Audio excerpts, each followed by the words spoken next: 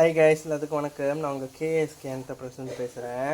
So நீ நம்ம வந்து லான்ச்சுக்கு வந்து கோபி சாம்பார் செய்ய போகிறோம். இது வந்து ரொம்ப நல்லா இருக்கும். இந்த சாம்பார் எப்போதும் நார்மல் சாம்பார் தான் செய்வோம். இன்றைக்கி வந்து கோபி சாம்பார். இது கோபி சாம்பார் வந்து கோபி செய்யலாம், பைத்தங்காய் செய்யலாம், நிறைய விதம் இருக்குது. ஸோ நம்ம இன்றைக்கி கோபி சாம்பார் செய்ய போகிறோம் கேபேஜோட.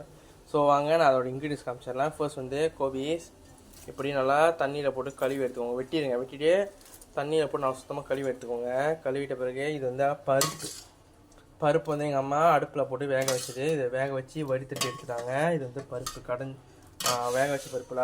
அப்புறம் இது தக்காளி பழம் வந்து ஒன்று தான், பெரிய தக்காளிக்காய் அப்படி குட்டி குட்டியாக வெட்டிக்கணும். அப்புறம் மிளகா, சோப்பு மிளகா ஒரு 2 சோப்பு மிளகா 2 அப்படி வெட்டிக்கோங்க. 2 பெல்லா பண்ணிடுங்க. வெங்காயம் வந்து ஒரு பெரிய வெங்காயம் இப்படி வெட்டிக்கோங்க. கருவேப்பிலை கொஞ்சம், முக்கியமான விஷயம் கடுகு தாளிப்பு.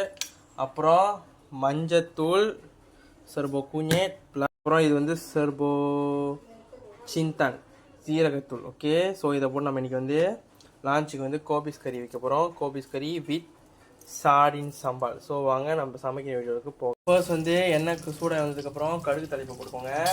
போட்டுக்கிட்டு அதை பொரியிற வரைக்கும் நம்ம என்ன பண்ணால் வெட்டி வச்ச வெங்காயம் எல்லாத்தையும் போட்டு வெட்டி வச்ச வெங்காயத்தை சேர்த்துக்கோங்க. சேர்த்துக்கிட்டு அதை வந்து ஒரு வதக்குங்க. அது நல்லா நார்மலாக நான் சொல்கிற மாதிரி தான், நல்லா ப்ரௌன் கலர் வரைக்கும் நல்லா வச்சுக்கோங்க பாருங்கள். ஓகே, நீங்கள் பாருங்கள், அடுப்பு மெதுவாக வைங்க. ஏன்னா கடுகு தலைப்பு வந்து வெடிக்கும். நீங்கள் ரொம்ப வைங்க பார்த்தீங்கன்னா அது ரொம்ப எண்ணெய்லாம் கையில் போகிறோம். ஸோ அது அடுப்பு ரொம்ப லோ ஃப்ளேமில் வச்சுக்கோங்க. லோ ஃப்ளேமில் மீடியம் ஃப்ளேமில் வச்சுக்கோங்க. போட்டு நல்லா அப்படி வதக்கும். இப்போ வெங்காயம் பொரிஞ்சதுக்கப்புறம் வெட்டி வச்ச மிளகாவையும் தக்காளிக்காவையும் கருவேப்பிலை வச்சுக்கோங்க. சேர்த்து அப்படியே ட்ராயாக வதக்குங்க. நார்மலாக கோபிஸ் வந்து பெரட்டுவாங்க, அப்புறம் ஒரு மாதிரி மிளகாத்தூள் போட்டு ஒரு மாதிரி கறி மாதிரி வைப்பாங்க. நம்ம வந்து சாம்பார் வைக்கிறோம். ஆக்சுவலி நல்லாயிருக்கும் கோபி சாம்பார்.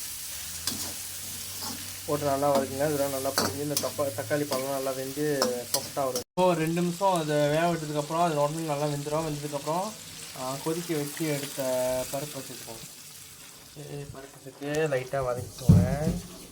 இது வந்து நம்ம கொஞ்ச நேரம் செய்கிற சாம்பார் தாங்க. இந்த சாம்பார் வந்து நீங்கள் தோசைக்குள்ளே வச்சு சாப்பிட்டா அப்படி தான் இருக்கும். இந்த மாதிரி பொக்காட்டாக செஞ்சு திக்கா செஞ்சு நீங்கள் தோசை இட்லி கூட சாப்பிட்டீங்கன்னா அவ்வளோ ருசியாக இருக்கும் இந்த சாம்பார். நார்மல் சாம்பாரோடு இதாங்க ருசி. ஏன்னா நார்மல் சாம்பார்லாம் எங்களுக்கு அவ்வளோ பிடிக்காது. நாங்கள் அவ்வளோ சாப்பிட மாட்டோம்.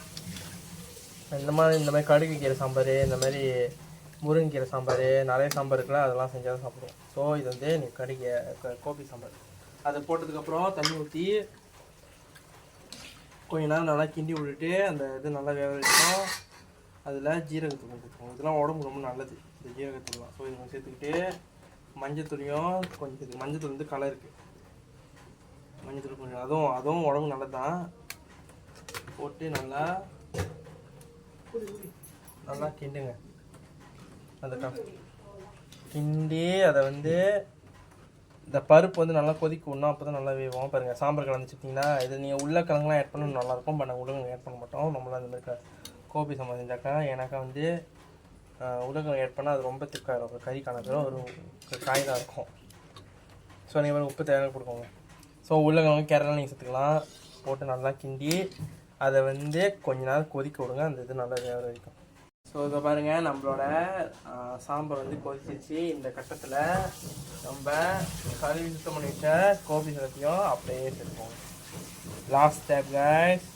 ஸோ நான் சொன்ன மாதிரி தான் இந்த சாம்பார் வந்து நீங்கள் தோசையோட இட்லியோட சாப்பிட்டீங்கன்னா அவ்வளோ ருசியாக இருக்கும்.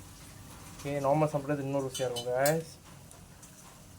போட்டு நல்லா கிண்டி இது வந்து நல்லா வேக வரைக்கும் கொஞ்ச நேரம் முடியும். இது வந்து கோபி வந்து கொஞ்ச நேரத்தில் வெந்துடும். ரொம்ப நேரம் ஆகுது. ஸோ கொஞ்ச நேரம் வேக விட்டால் போதும். 2 கொதி கொதிச்சா அது நல்லா வெந்துடும். ஸோ நான் வெந்ததுக்கப்புறம் காமிக்கிறேன். ஸோ கைஸ், நம்மளோட சுவையான கோபி சாம்பார் ரெடி ஆச்சு. ஓகே, நீங்கள் அப்புறம் நல்லா கொதிச்சிருச்சு. இந்த வீடியோ வந்து யாருக்கெல்லாம் பிடிச்சிருக்கோ கண்டிப்பாக கேஎஸ்கே என்டர்பிரைஸ் ஃபாலோ பண்ணி, லைக் பண்ணி, ஷேர் பண்ணி இந்த வீடியோ ரீபோஸ்ட் பண்ணுங்கள். யாரெல்லாம் இது ட்ரை பண்ண ஆசையாக இருக்கோ கண்டிப்பாக நம்மளோட ரெசிபி பார்த்து ட்ரை பண்ணுங்கள். தேங்க்யூ.